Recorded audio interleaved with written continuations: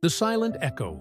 9-year-old Adil sat on his bed, clutching his toy car, his only comfort in a world filled with harsh words and strict rules.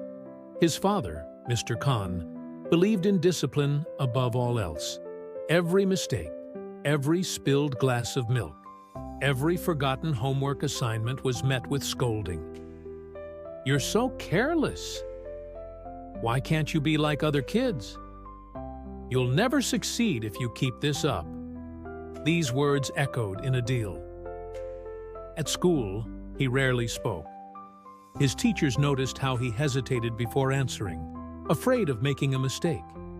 His classmates played and laughed, but Adil stayed on the sidelines, fearful of doing something wrong. His mother watched him grow quieter each day, but whenever she tried to defend him, Mr. Khan would insist, "I'm only making him strong."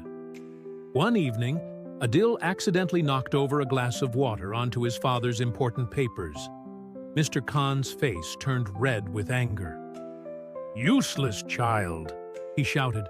"You can't do anything right." Adil flinched, his eyes brimming with unshed tears. But this time, he didn't cry.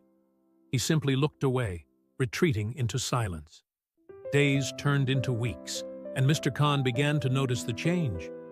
Adil no longer responded when called. He no longer tried to explain his mistakes.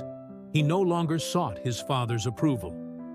He had built an invisible wall around himself, shutting out not just the scolding, but also love, warmth, and trust. One evening, while watching Adil sit alone in his room, staring blankly at the wall, Mr. Khan felt a pang of regret. He had wanted to make his son strong, but instead, he had broken his spirit. He placed a gentle hand on Adil's shoulder. "I'm sorry, son," he whispered. But Adil only nodded, his silence heavier than any words. Mr. Khan realized too late, excessive scolding didn't make his son stronger. It had only taught him to fear, to hide, and to stop believing in himself.